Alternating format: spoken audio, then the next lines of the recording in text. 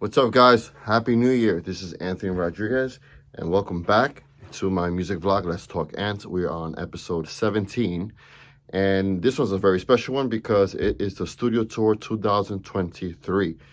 And I'm delighted to share of some of the upgrades and things I got rid of in order to add. So, additions by subtraction, you know how that goes.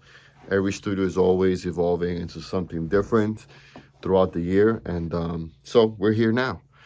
The space is basically the same, so we're just gonna go to the same order. I'm gonna try to go from the external stuff and some of the internal stuff, and I don't want to take up too much of your time, okay? And whatever you see that you like from my studio, comment below so that I can perhaps do one of the episodes of season 2 and targeted towards that subject. Okay, so anything with the speaker, gear, whatever, feel free to comment below and ask away, and I promise you I'll make a dedicated episode on that. Okay, all right, so we have the entrance of my studio, which is right here.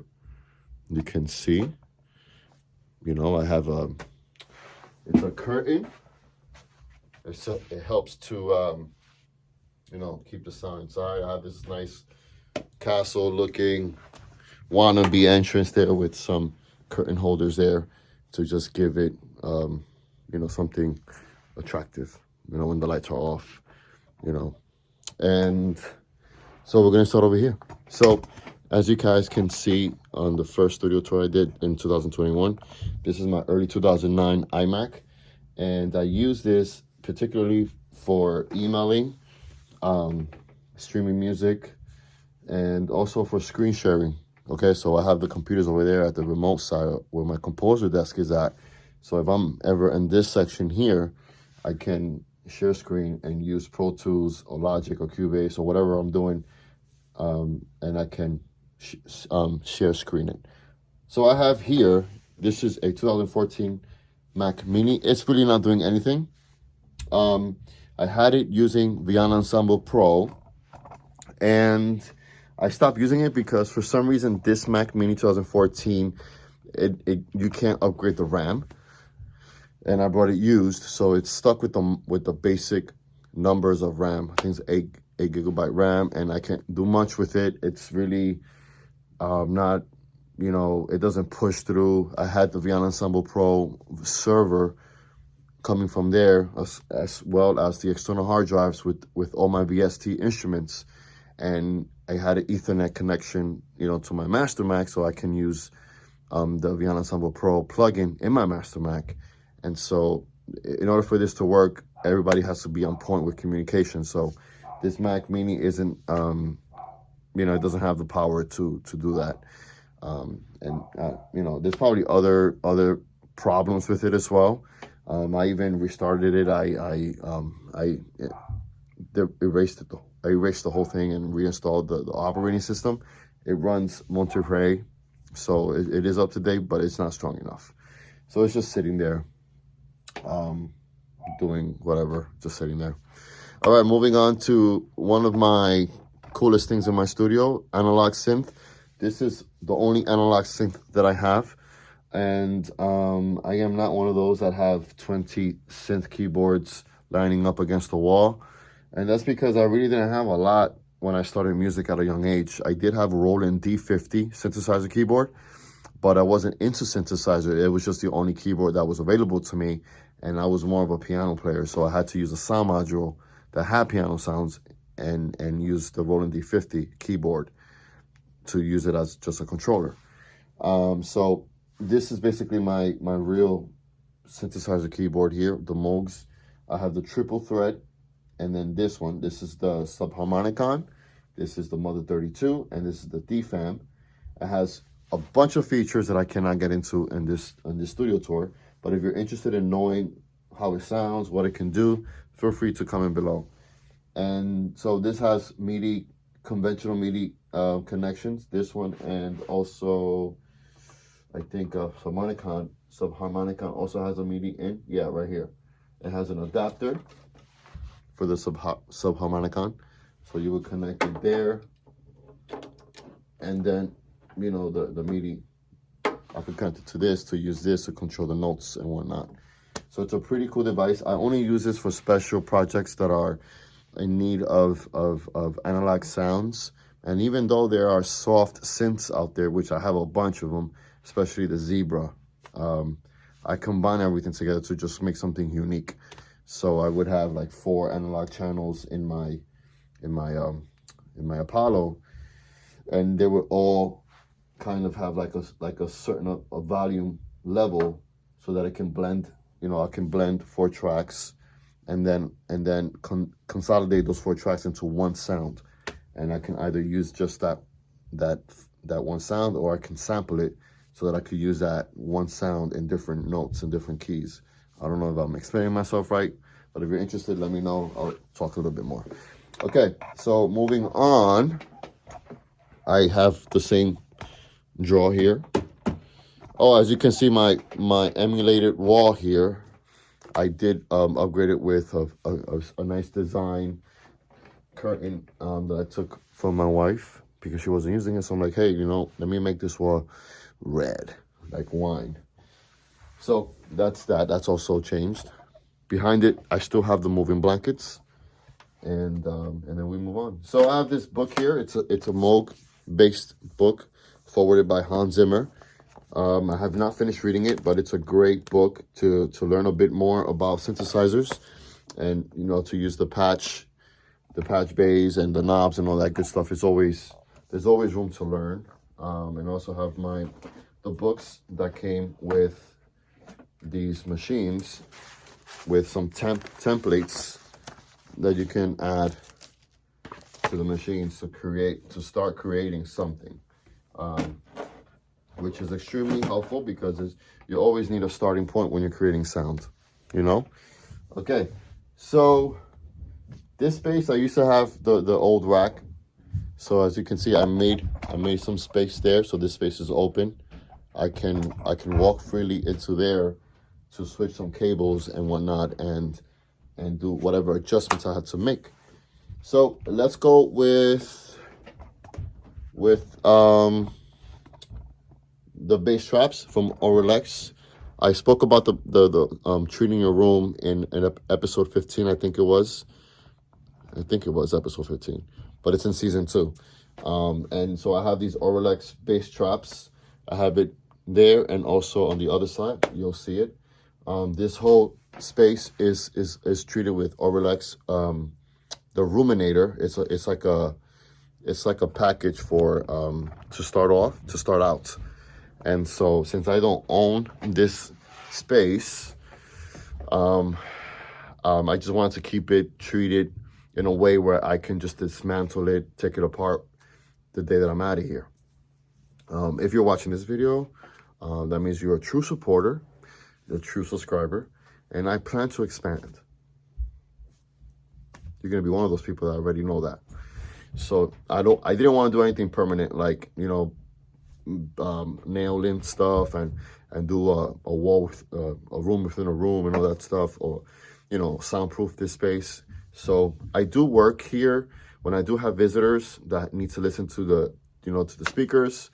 I have great neighbors, so it's not a problem if I have to, you know, blast something for like a minute or 2 or 3 minutes just to hear how the mix is or how the music is coming out.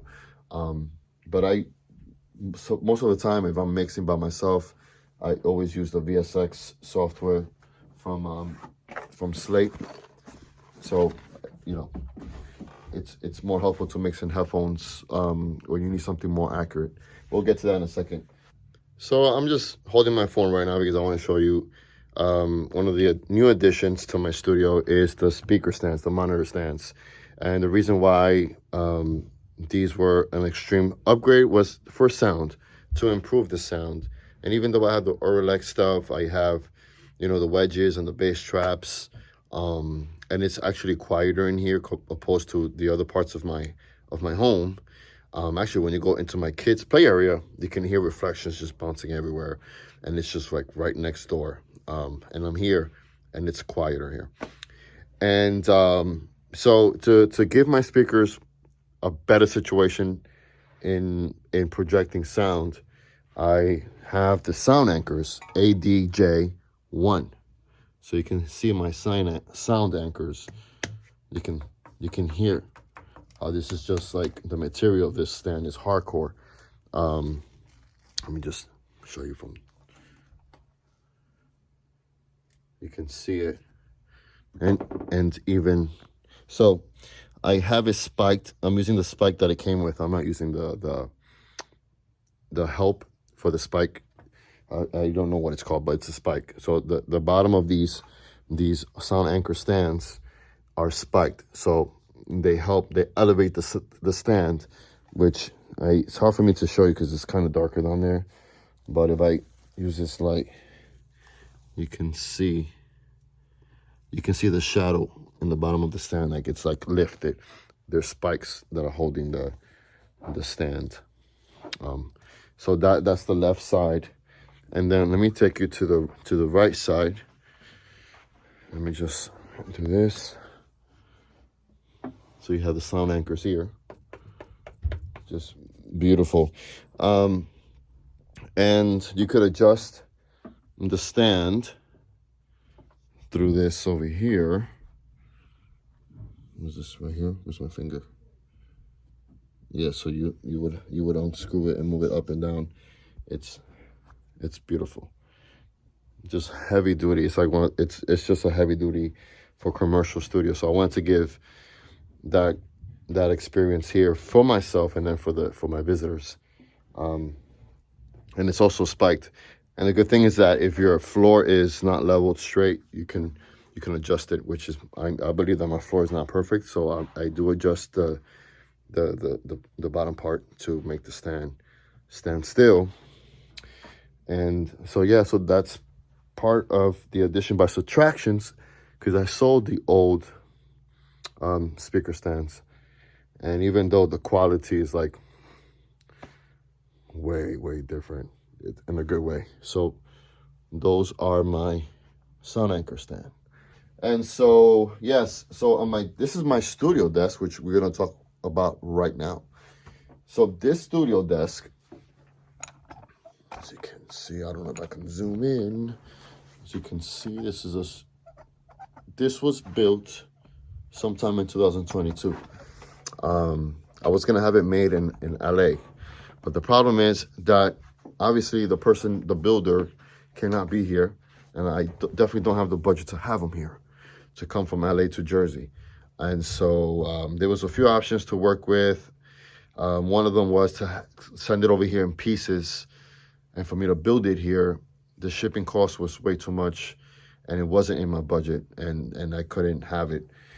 So I went, back to my imagination, and I spoke to a friend that lives right here, like 5 minutes away, and he has a shop, in his home.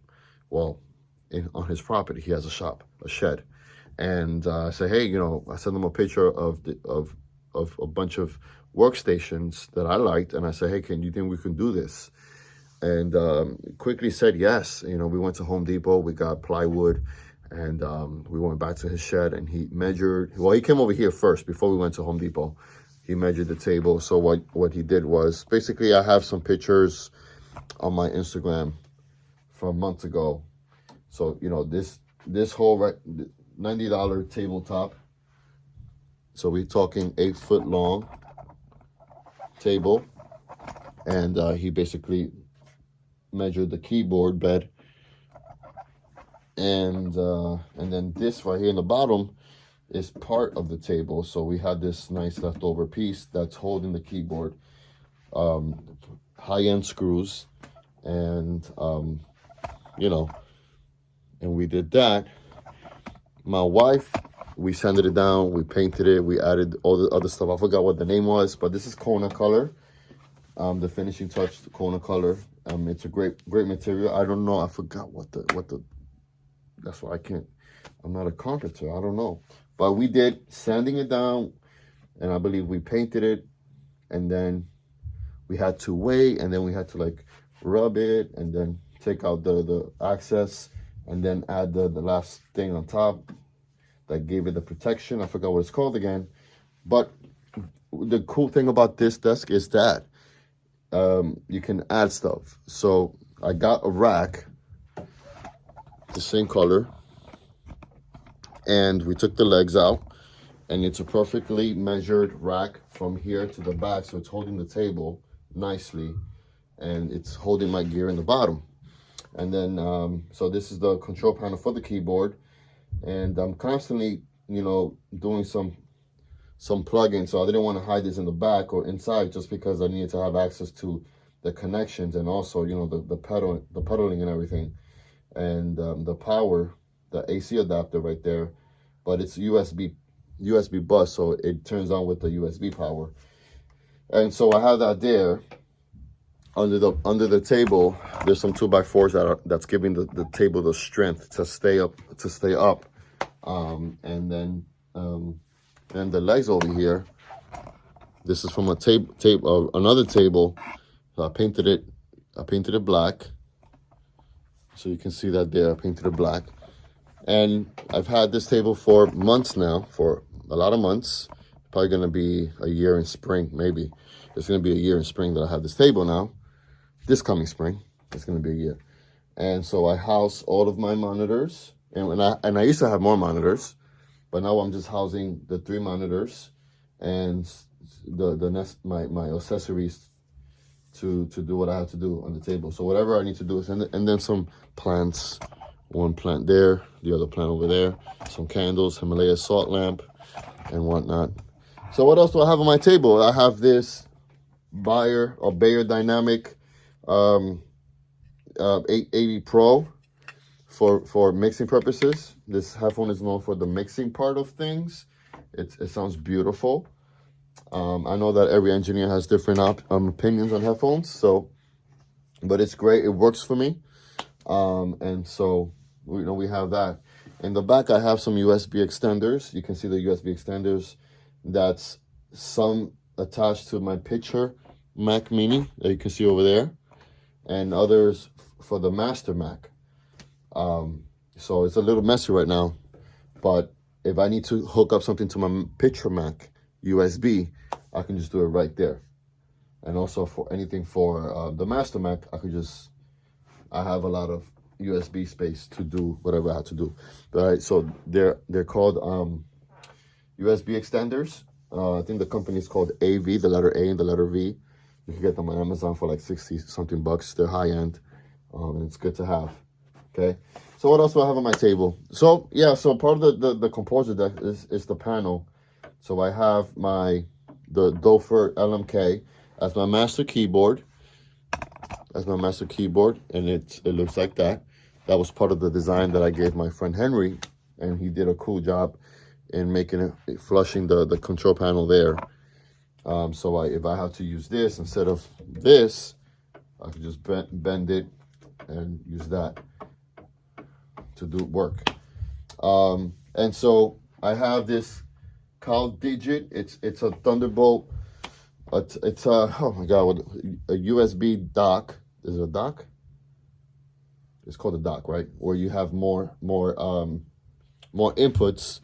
And my friend David, another composer friend of mine, he suggested that one, so I can plug anything that's USB 3 or anything that's USB 3.0. I think it's, yeah, those USB things are very confusing. The reason why I got this was because I got the Blackmagic, the Blackmagic SSD, which is a certain type of power to deliver 10 GBS. Hopefully I'm saying this right, but to deliver a certain amount of power, and I needed the Cal Digit because Apollo is taking up one of the Thunderbolt 3 inputs here, and my second monitor for the picture Mac is taking the other Thunderbolt 3 input. Yeah, a lot. And so speaking about the Master Mac, this is a 2019 iMac. And as you guys, as Apple users know, Apple Mac has limitations with inputs, which is the reason why I have that, because a lot of these studio products, studio gears, are they require a certain amount of power in their Thunderbolts. Thunderbolt 3 or USB 3.0 with a certain speed number, and so Mac is very limited with that. So thankfully I found CalDigit, recommended by David, to add as an extension for inputs. It's a high-end product and it's been working great. Okay, so we have the CalDigit, as I explained. Also, I do not recommend getting I highly recommend investing in anything related to CalDigit and adding more Thunderbolt 3 connections and any particular type of connection with the studio gear. Okay, because don't go cheap with that because it might not work. There you go. Okay, I mean, it doesn't have to be CalDigit. It could be another brand, but it has to be powerful, and it's gonna cost a few $100s. Okay, so we have the Apollo Twin. The Apollo Twin here is not used as an audio interface. Okay, it's used as a monitor controller because I have the Apollo 6, was it Apollo, oh man, the Apollo X6P. Hopefully I'm saying that right. And that is my main audio interface, this Apollo. So this Apollo and the satellite is daisy chained, connected to, let me bring this back up, to my Apollo Twin. And so whenever you can see the volume knob of this Apollo and the volume knob here, see it goes up and it goes down. I use it as a monitor controller. I also have the Aventone Mix Cube. So whenever I need to go to that red monitor, I just alternate mix, go there to go to that monitor. Okay, so fader master controller. This hardware is the best fader controller. There's a lot of great ones out there, but to my experience, this is one of the best. The only con with the JL Cooper Electronics Fader Master controller is that it is not USB bus powered. It's conventional MIDI. So for those that don't know what conventional MIDI is that, I think it's a 5-pin MIDI connection on this one. So this is the conventional MIDI where it can only go the 5-pin into another MIDI capable device. And with that being said, I have the Mark of the Unicorn Mode 2 MIDI interface, which is this one. This is the Mode 2 Mark of Unicorn MIDI interface for my Master Mac. Anything that's related, anything that's conventional MIDI required will go into this. So I have the MIDI controller, the fader controller, going into this as in and out. So it has to communicate back and forth for this thing to work.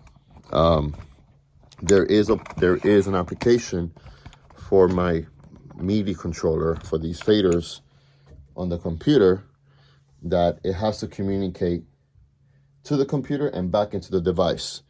So you will see that both in and outs are taken. They're being used. And this is something that it's fairly easy. It took me a little while because I never had it before. When I finally got it, I just had to go to the book and look at numbers. So anything that's like C11, you just have to program which fader you want to be C11, 13, whatever other parameters you want to sync it to. You would have to go into the application and the application would sync into the hardware and then back and forth. And then it's all said and done.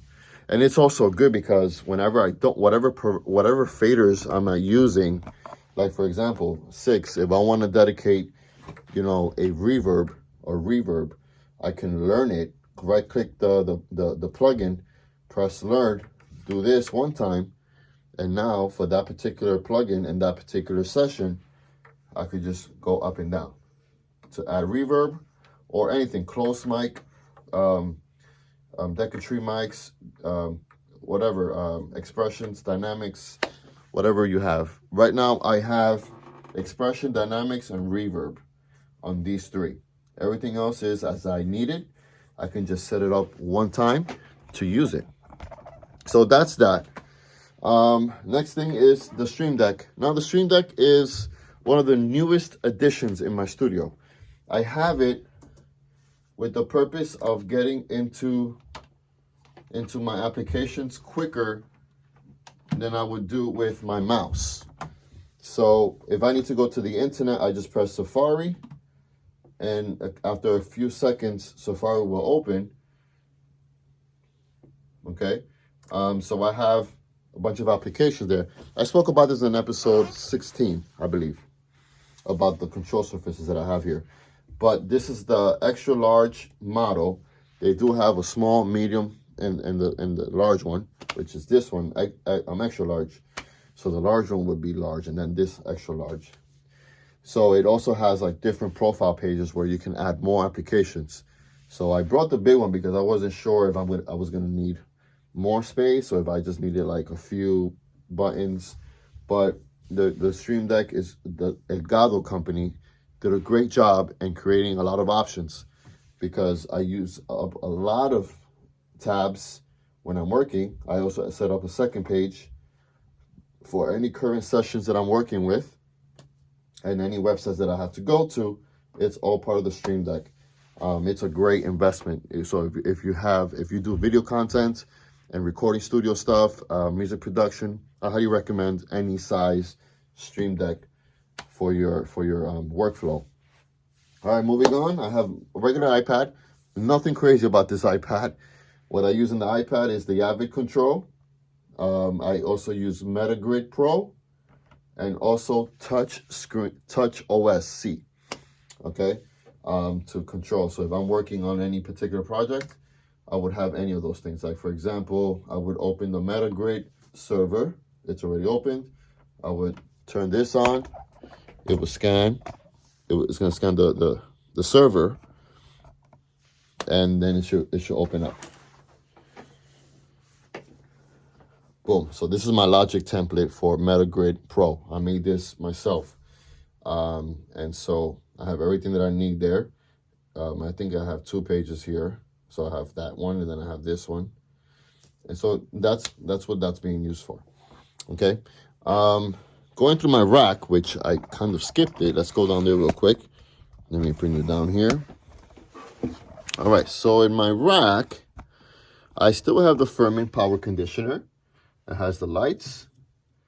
I have my Apollo X6, which works great. Now, the Apollo X6, for those that are into film composing, or anything, if you're planning to do stereo, this audio interface only lets you go to 5.1. Okay, 5.1. So if I ever wanted to upgrade to more than 5.1, I would have to get rid of this and get another one higher for 7.1 or whatever, 7.0 or whatever. So this only lets you go from quad, which is 4 speakers, surround left and right, and 5.1, 5 speakers, including the sub. And over here, so moving on, we have the Blackmagic. So this Blackmagic multi-dock is housing 2 terabytes of SSDs. Each terabyte has a job. So the first one, I think, holds session files from the past or anything that I've worked on. It's there. Second SSD is holding VSTs from certain companies. This one is also holding some things, but it's not being used a lot. The fourth one is my current works. So whatever I'm working on right now is in here. And then I will take it, and then whenever I'm finished, complete it, I'll transfer it to the first one, because that's where I put everything away. So then moving on, I have the Apollo satellite. So this Apollo satellite with the audio interface with the Apollo Twin gives me a lot of well, it gives me more DSP power. So DSP power for the Apollo basically means it's its own CPU. So whenever you use plugins from Apollo, it's using the strength from the devices opposed to the CPU strength in your computer. The only thing is that you have to be careful how much you use, because you could run out of it. I don't run out of it because I don't use everything Apollo, okay? But I do use the Neve plugins. I do use a lot of the Neve mixers on as many channels as I can, okay? And other ones too. Okay, so moving on, I think we spoke about the MIDI interface for the Master Mac. So anything that uses conventional MIDI will go into here. Basically, nothing crazy with that. This is the this is the MIDI interface for the Picture Mac. So whatever I have to connect, like for example, I have the audio interface for the Picture Mac and the audio interface for my Master Mac. The MIDI of the Picture Mac is connected to here, and from here to here. So both my Macs, the Picture Mac and Master Mac, are communicating together when I have the two different DAWs open through MIDI as well, and also through optical for audio purposes.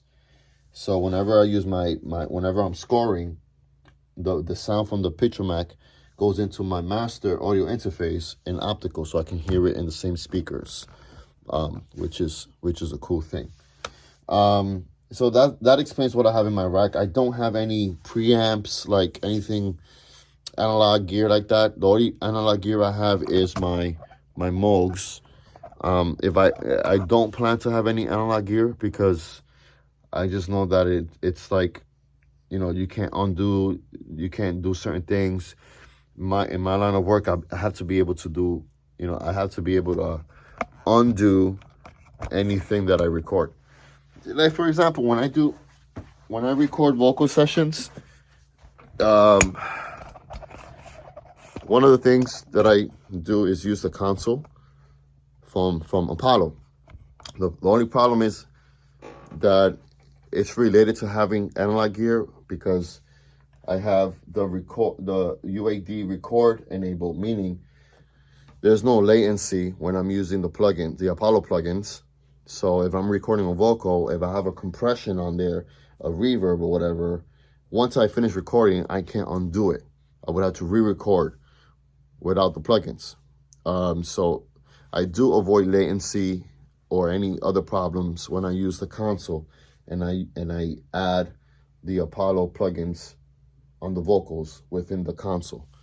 It just gives you that old school feel. So you have to be very careful and sure that whatever you're gonna record is what you need.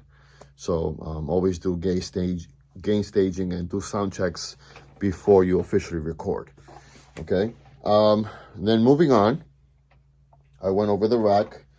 Moving on, I have the Raven MTI 2. This is also a control surface, which is not doing anything for me right now. That means something is not activated. Restart UPDD commander. Yeah, something is there. But this is a touchscreen. I don't use it as a touchscreen.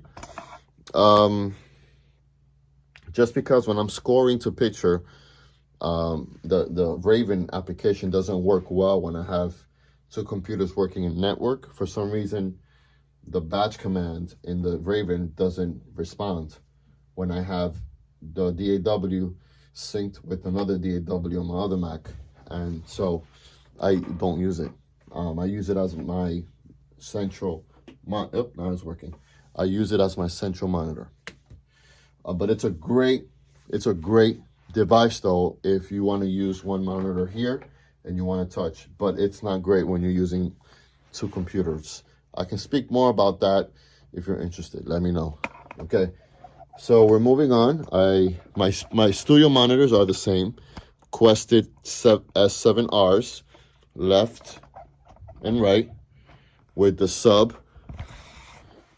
in the bottom, right there, SP10R.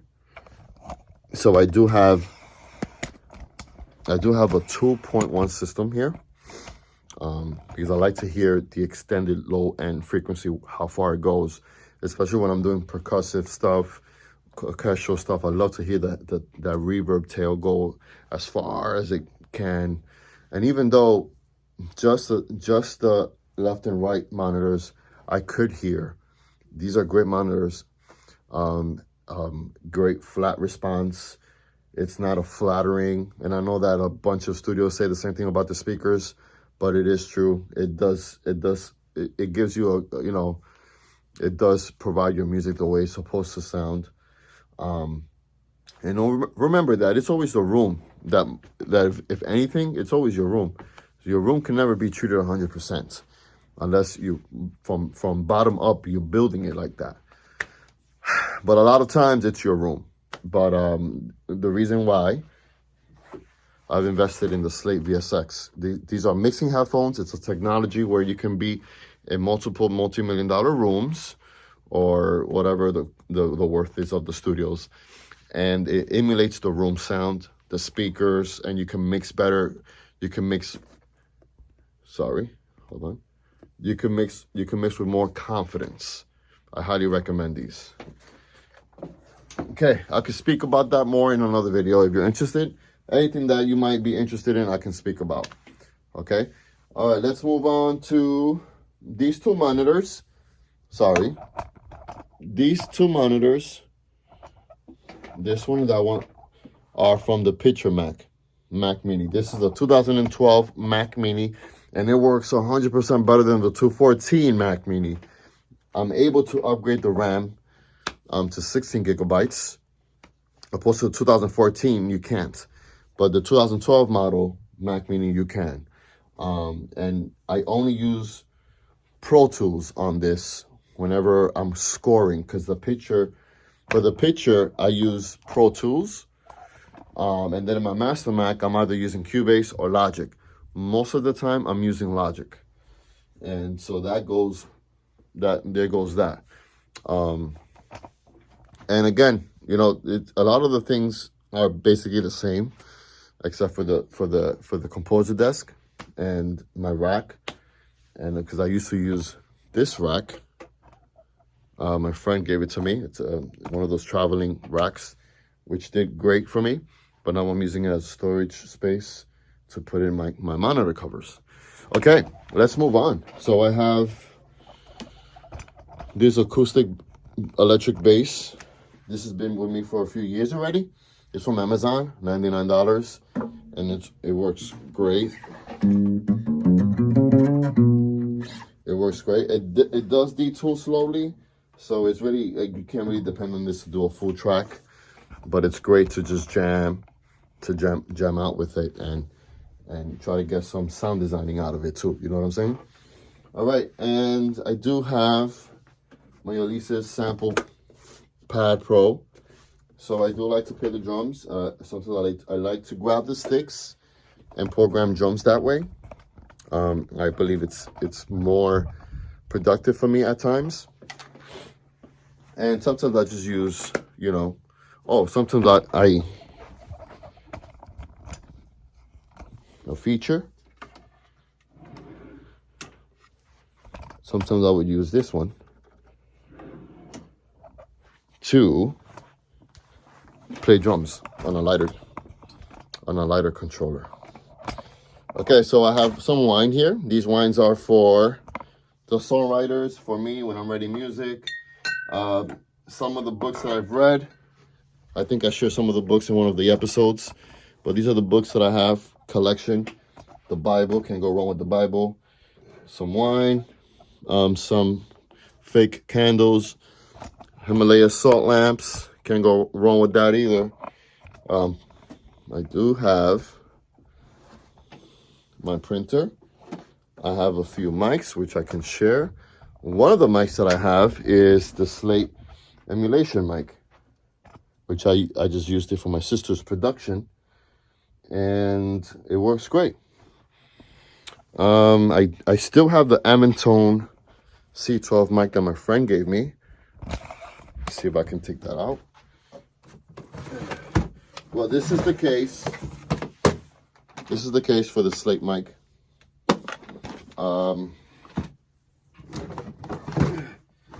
This is the Amentone CV12 mod mic. My friend had it modified, and it has its own gear there. You take this out. This is like one of those powerful microphones, a tube mic. I don't use it all the time just because of everything you need to do to get it going. I sometimes don't have the time for that, and so I use it once in a while. I have to be very inspired for me to take out the mic's amplifier, connect it, get another cable.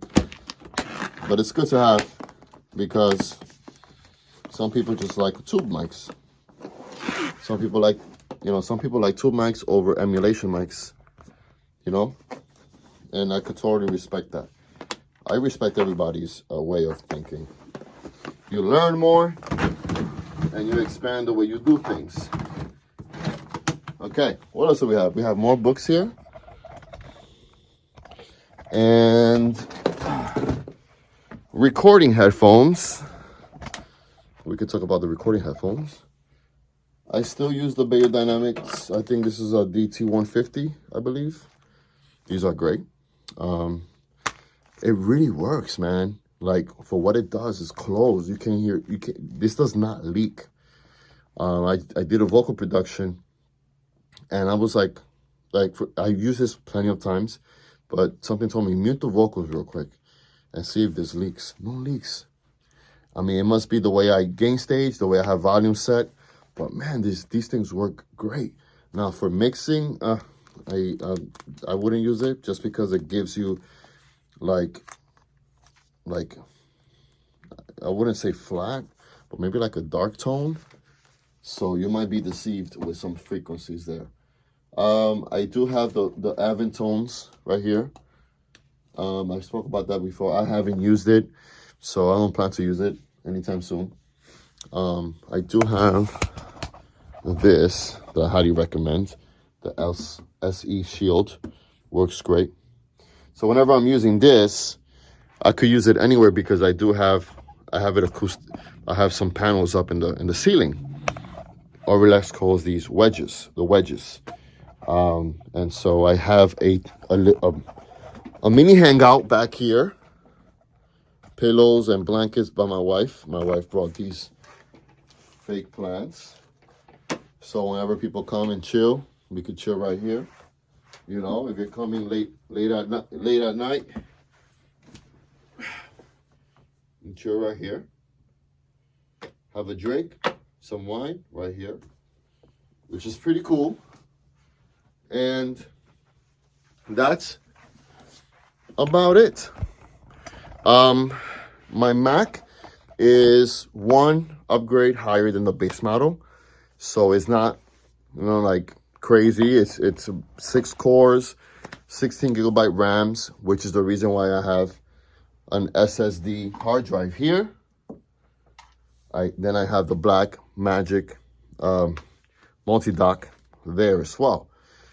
So in regards to putting my VST libraries or anything that I could put away, not in the Mac, I have it stored in SSD.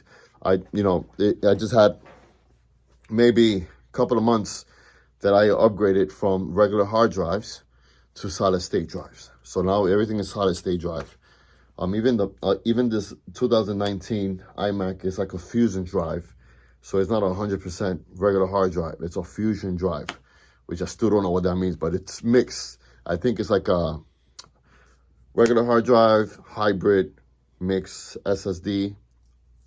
I'm probably wrong, but it's not fully regular hard drive, okay? So what else?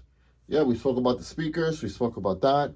That's my picture Mac. If there's anything that you enjoyed about my 2023 studio tour, feel free to let me know. Okay, guys? I'll be more than happy to speak about it and share more knowledge and wisdom from my many years of music production. All right. Thank you for watching. I'll see you guys on episode 18. Don't forget to press the notification bell so you won't miss the next content. Please share, subscribe, comment in this video. Help me to get into some type of algorithm here on YouTube. Your support is very much needed. Thank you so much, and see you guys on the next video.